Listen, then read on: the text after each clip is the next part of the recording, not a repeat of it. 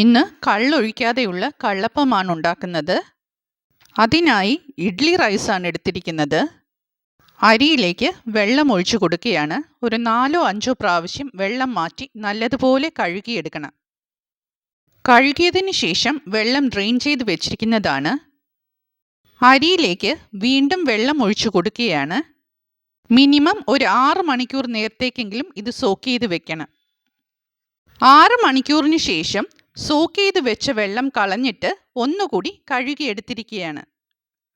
ഇനി ഇത് മിക്സി ജാറിലേക്ക് മാറ്റാം. മിക്സിയുടെ വലിയ ജാറാണ് ഞാൻ എടുത്തിരിക്കുന്നത്. അരി ഒന്ന് ലെവൽ ചെയ്ത് കൊടുക്കാം. അതിലേക്ക് 1/2 കപ്പ് ഫ്രഷ് തേങ്ങാ വെള്ളമാണ് ഒഴിച്ചു കൊടുക്കുന്നത്. പുളിപ്പിച്ച തേങ്ങാ വെള്ളമല്ല, ഇപ്പോൾ പൊട്ടിച്ച തേങ്ങയിൽ നിന്നുള്ള വെള്ളമാണിത്. ഇനി ഇതൊന്ന് അരച്ചെടുക്കാം. കുറച്ചൊന്ന് അരച്ചിട്ട് ജാർ ഓപ്പൺ ചെയ്തു. വലുതായിട്ട് അരഞ്ഞിട്ടില്ല. കുറച്ചുകൂടി വെള്ളം ഒഴിച്ചാലേ ഇത് നല്ലതുപോലെ അരച്ചെടുക്കാൻ കഴിയൂ. അതുകൊണ്ട് ഞാൻ അതിലേക്ക് ഒരു 1/2 കപ്പ് വെള്ളം കൂടി ഒഴിച്ചു കൊടുത്തു. എന്നിട്ട് വീണ്ടും അരച്ചു.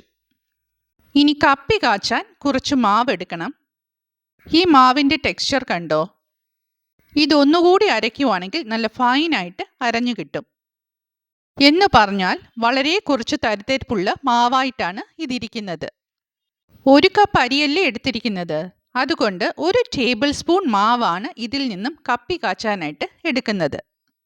കപ്പി കാച്ചുന്നതിനായി ഇതേമാതിരി വളരെ കുറച്ച് തരിതരിപ്പുള്ള മാവാണ് വേണ്ടത്. ഞാനത് ഒരു സോസ് പാനിലേക്ക് ഇട്ടുകൊടുത്തു. 1 കപ്പ് വെള്ളവും ഒഴിച്ചു. ഇനി അത് നല്ലതുപോലെ കലക്കിയതിനു ശേഷം കുറുക്കിയെടുക്കണം. ലോ ഫ്ലെയിമിൽ സാവകാശമാണ് കപ്പി കാച്ചിയെടുക്കേണ്ടത്. ഹൈ ഫ്ലെയിമിൽ പെട്ടെന്ന് കുറുക്കിയെടുക്കാമെന്ന് കരുതിയാൽ മാവ് വേഗത്തില്ല. അതുകൊണ്ട് ലോ ഫ്ലെയിമിൽ തുടർച്ചയായി ഇളക്കി കൊടുത്ത് കുറുക്കിയെടുക്കണം. ഇതാണ് അതിൻ്റെ പാകം. ഞാൻ ഫ്ലെയിം ഓഫ് ചെയ്യുകയാണ്. തണുത്തു കഴിയുമ്പോൾ ഇതൊന്നുകൂടി കുറുകും. പെട്ടെന്ന് തണുക്കാനായിട്ട് ഞാൻ ഇത് ഐസ് ക്യൂബ്സിൻ്റെ മേലെ വെക്കുകയാണ്. വെറുതെ വെക്കുകയാണെങ്കിൽ തണുക്കാൻ ഒരുപാട് സമയമെടുക്കും. ഇനി അത് അവിടെ ഇരുന്ന് തണുക്കട്ടെ. ബാക്കിയുള്ള കാര്യങ്ങളൊക്കെ ചെയ്തിട്ട് വരാം. അരച്ചു വെച്ചിരിക്കുന്ന ബാക്കി മാവിലേക്ക് 1/4 കപ്പ് തേങ്ങ ചിരകിയതാണ് ചേർക്കുന്നത്.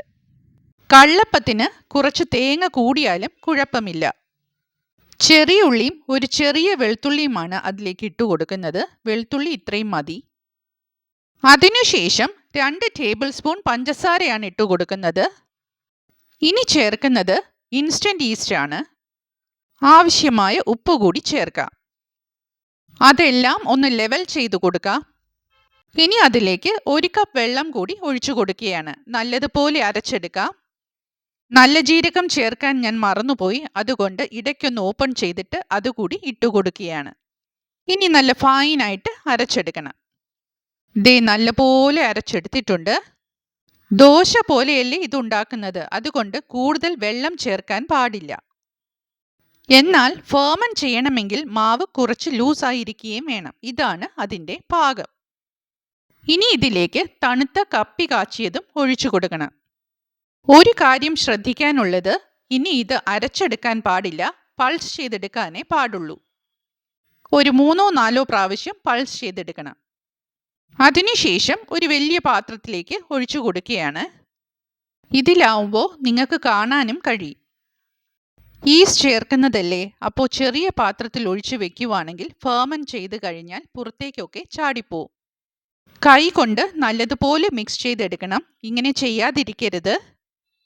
അതിനുശേഷം അടച്ചു വെക്കാം. ഒരു 8 മണിക്കൂർ കൊണ്ട് ഇത് ഫെർമെന്റ് ആകും. തണുത്ത ക്ലൈമറ്റ് ആണെങ്കിൽ കുറച്ച് കൂടുതൽ സമയമെടുക്കും. ഇത് ഞാൻ സന്ധ്യയ്ക്ക് അരച്ചു വെച്ചതാ. പിറ്റേന്ന് നേരം വെളുത്താണ് ഓപ്പൺ ചെയ്തത്. നല്ലതുപോലെ ഫെർമെന്റ് ആയിട്ടുണ്ട്. ഇനി അതൊന്ന് മിക്സ് ചെയ്തെടുക്കാം. ഉപ്പ് കൂടുതൽ വേണമെന്ന് തോന്നിയാൽ കുറച്ചുകൂടി ചേർത്ത് കൊടുക്കാം. അപ്പത്തിൻ്റെ മാവ് മിക്സ് ചെയ്തു എന്ന് കരുതി കുഴപ്പമൊന്നും ഇല്ല കേട്ടോ.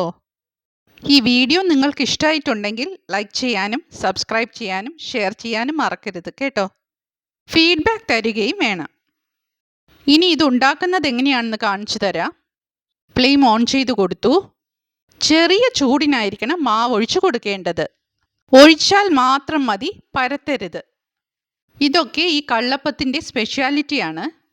ഇനി അതിൽ കുറച്ച് ഹോൾസ് ഒക്കെ വന്നു തുടങ്ങുമ്പോൾ അതൊന്ന് അടച്ചു വെക്കണം. ഫ്ലെയിം കൂട്ടി കൊടുക്കരുത്, സാവകാശം ഇരുന്നത് വേകണം.